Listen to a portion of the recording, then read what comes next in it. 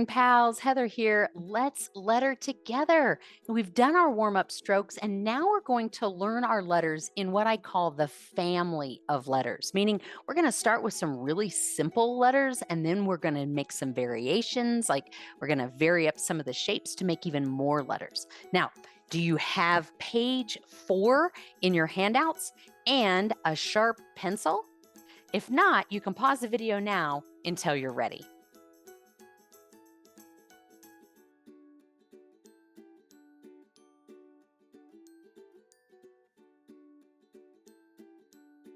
All right, so here we are at page 4 in your handouts. Make sure that you write your name at the bottom of the page. And if you want, you can date it too. You can write today's date, and that will allow you to know how far you've come. So let's start out with the very simplest of letters, the L, which we know starts at the top of the ascender line and comes down to the baseline in one breath. Let's try that again right next to it. We don't have to follow the next line. We can go right in the middle. Ooh, if that was a little wobbly, you could try it again. Very good. Now let's go to the I. Notice that we're going to go from the top of the X height down to the baseline, and we're going to make that dot or the tittle right between the X height and the ascender. So again, you can practice right on the line, follow that slope, put in the tittle from the X height down to the baseline.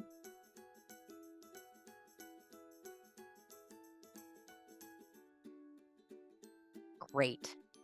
And now the letter T. Now remember, the letter T starts sort of in the same place that our tittle did. It starts between the ascender and the X height and goes down to the baseline. And then when we cross the T, it's going to go from the middle of one parallelogram to the middle of the other. Okay.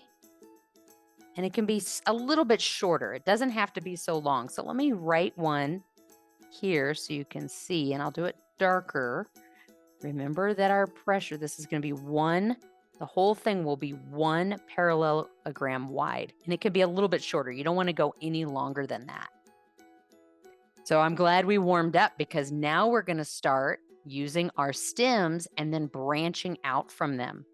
So with our letter H, we're going to start at the top of the ascender line, go down to the descender, come back up halfway, branch out till we get to the top, make a sharp curve, follow that slope line down.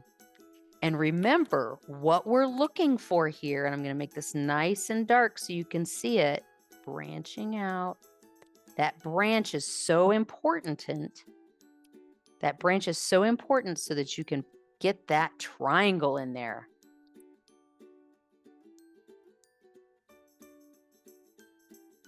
Try that again.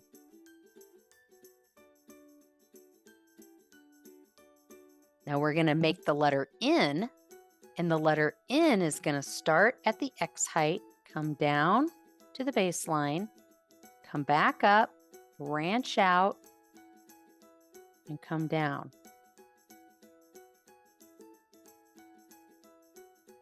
Now, when we go to make the letter M, it's the same thing as the N, but when we get to the bottom of the baseline on the first hump of the M, we're going to go back up, straight up the middle, branch out again, and come down.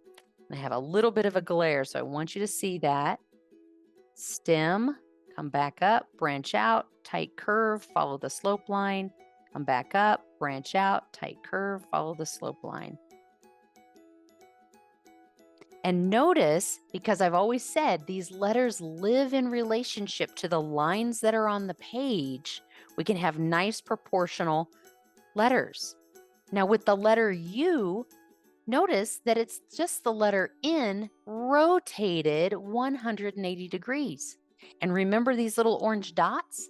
Those are the dots that we're striving for, that we're pointing towards. So I'm going to come down. I'm going to start at that X height, come down, make a sharp turn, go for that orange dot halfway up, meet the slope line up to the X height, and then come down. And I'll trace that again so you can see it. Follow the slope line, sharp curve up into the right, go straight up to the X height, and back down to the baseline. Now remember the J, we're going to start at the top of the X height, follow the slope line till we get to the baseline, and then do a curve down to the previous slope line. And you're going to put your tittle right between the X height and the ascender line. And all we're doing to make the Y is we're combining the U and the J. So let's do that together. Come down, tight curve, up and to the right, go straight up, and then come back down till you hit the baseline, and then make the curve. And if that feels too wobbly to you, again, go back and trace the example that I've given you, and then draw it below. You can even trace right back over your existing letter and make any changes that you need to make it better. Good job. Now we're going to go to the A, D, G, and Q. And remember, in our warm-up stroke, we start just below. I'm going to start a little bit earlier here so that you can too if you need extra room to make other letters. I'm going to start below the X height, go up and round about, almost like we're going to make a letter O, except for when we get down here, we're going to turn and come back to the midpoint of our slope, come up.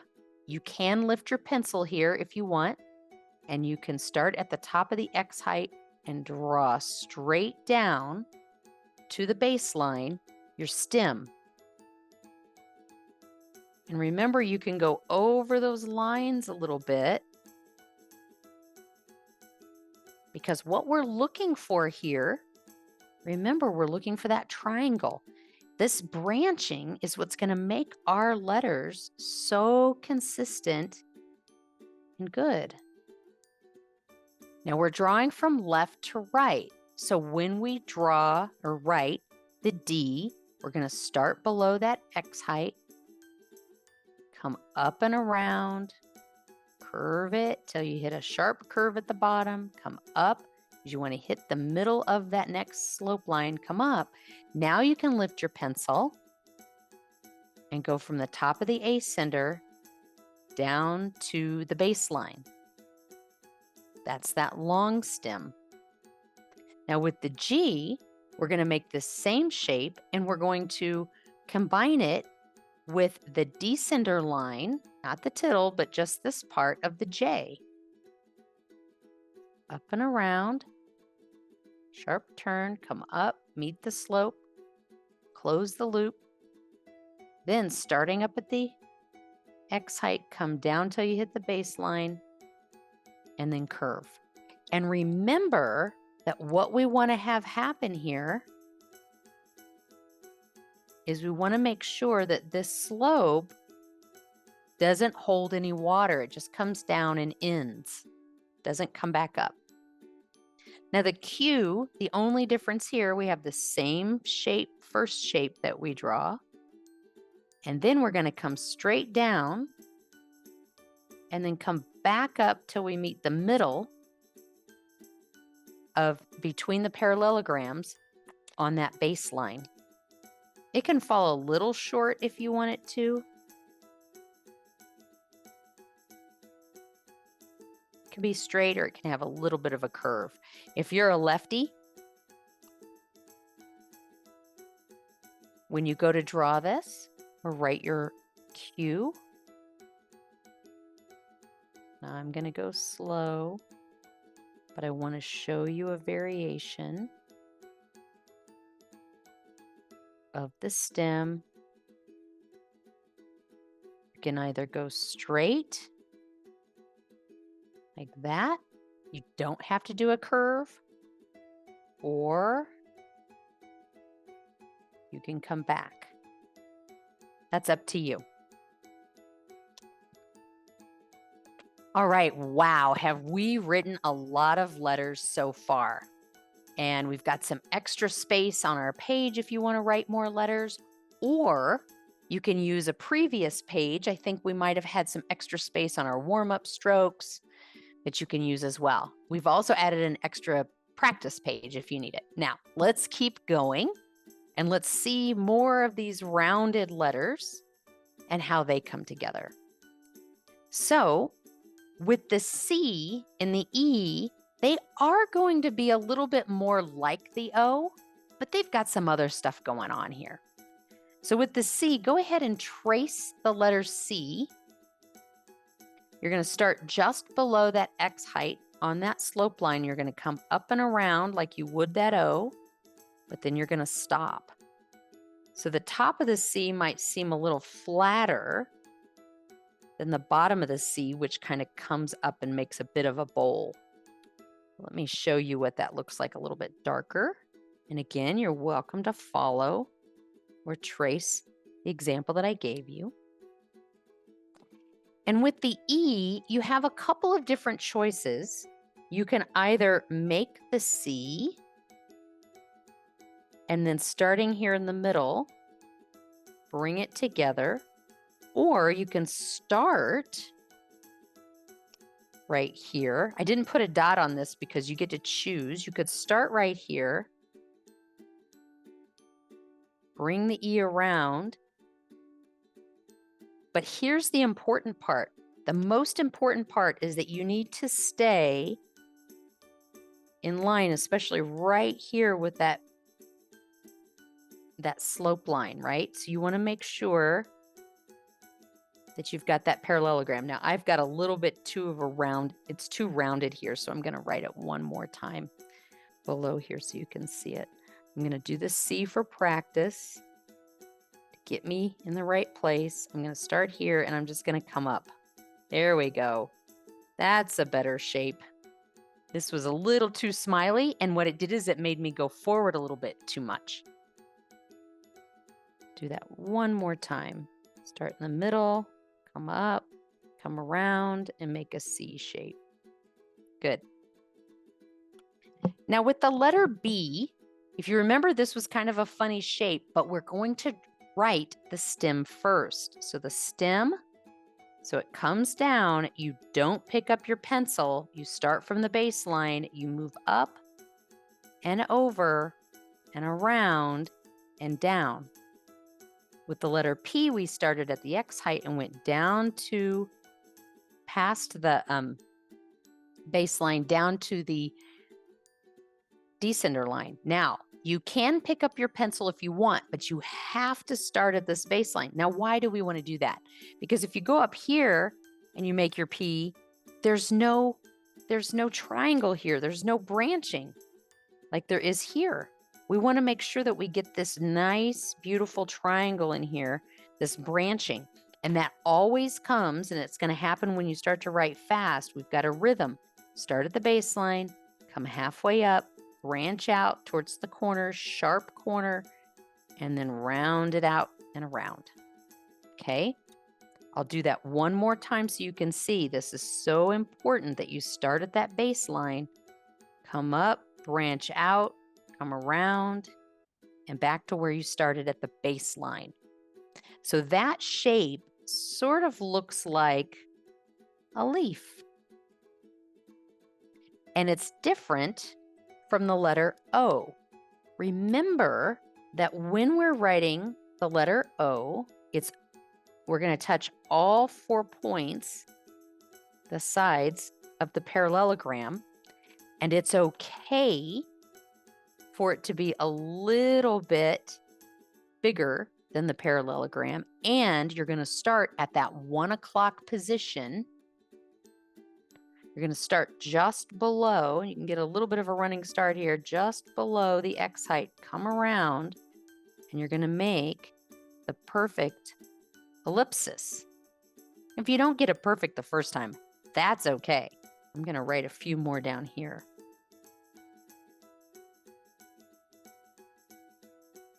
What I love about this shape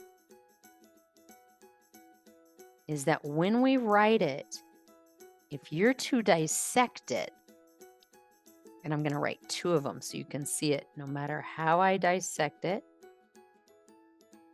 it's going to be very symmetrical. If I dissect it this way, both of these sides are going to be equal. And if I dissect it this way, these 2 sides should be equal. Okay. Now, do you remember our trick with the letter V? That the slope line in between goes right between those 2 diagonal lines. And we get that by starting in the middle here and going down. If we want to make a letter W, we're going to do the same thing. We're just going to do it twice. And notice that we're making a V so that it is going to be slightly tilted so that that slope line that's slightly tilted, it's going to follow that slope line. Whew. Now, the Z, or the Z, as they call that in other English-speaking countries other than the US, this is really, we're going to get really specific about where we start and stop our lines. You might think, oh, it's just within the parallelogram. But the thing is it's going to start inside at the top, and at the bottom, it's going to go to the outside. So it's going to have this slightly heavier at the bottom feel. So inside, diagonal to the outside, going further out to the outside, because we want it to feel like it's got a little bit of a foot on the bottom, like a base. Ooh, again, I realize that mine's a little wonky. So I'm just going to draw a line through it, not because it's bad, because it's not what I want. I'm going to draw another one over here, and I'm going to cant my paper slightly. So remember, whether you're left-handed or right-handed, you might want to cant your paper. That's a little bit better. Good. And now with the X, we're going to kind of use the same rule. We're going to start just inside at the top and end just outside on the bottom, because it would be better for our lines to be a little bit more outside at the bottom so that it's weighted just a little bit better. So again, we're practicing, and it doesn't matter if you make your X from left to right or right to left. It's totally up to you. We'll talk about spacing later. But we want to make sure that we are living in relationship to those lines so that later when we don't have the lines, we have good proportion. Now we're going to practice that F. And remember, it's like the J turned 180 degrees. And again, if you need to trace it, you can. I started it a little bit inside of that parallelogram, go down to the bottom of the baseline, and then when you cross it, I want you to notice that the slope line is going to determine how far you cross it over, and you don't cross it very far on the left. So what does that look like? That means I'm going to bring this over. It's going to start not quite in the middle, but just to the right, and then come over, but not all the way to the end of that parallelogram, because we want to make sure that it's in line with that slope. So I'll draw that again. You can draw with me.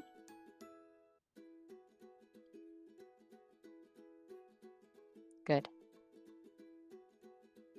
Now the K, we haven't done the K before. We have that stem that starts at the top of the ascender line goes down to the baseline. And then, so let's draw that. And then we're going to start over here to the right at the very top of that X height. And I should have put a little dot there, but we'll put one there now. We're going to shoot for that dot, go right to the stem, and then come down to the bottom. Now, in this one, I'm laughing. You don't want to cross that stem. So don't get sloppy. Go nice and slow. Hit that stem and then come out. And if you want to come out just beyond that baseline, I noticed that it gives us, see how that comes just beyond the baseline like we did with the Z or the Z and the X. It's just on the outside. Gives it a little bit more weight so it doesn't tip over on us.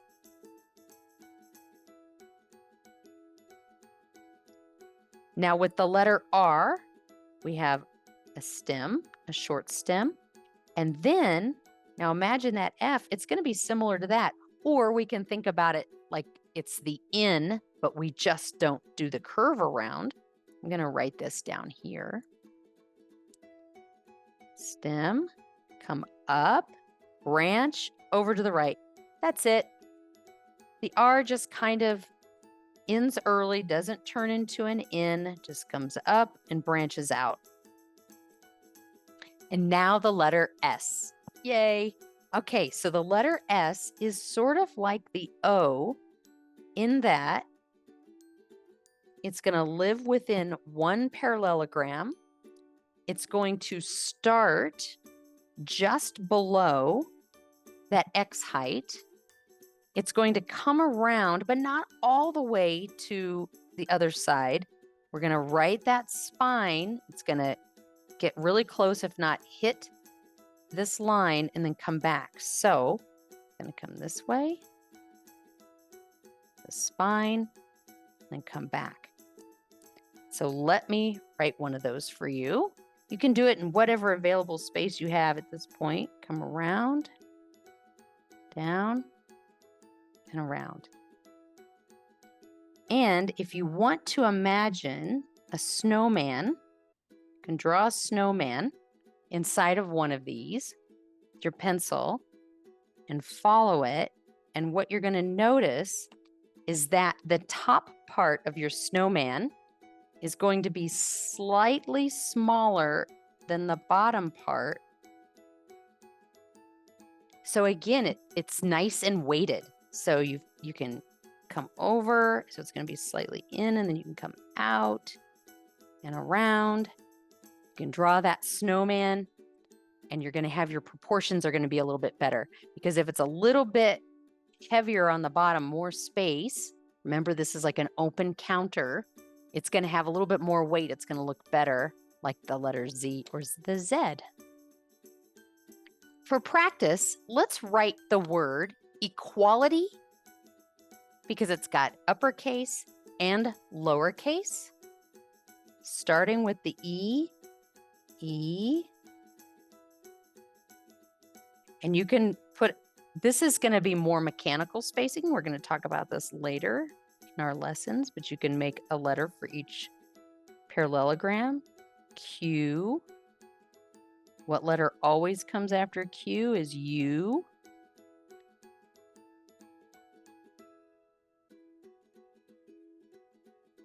A. L. Remember the I has a tittle.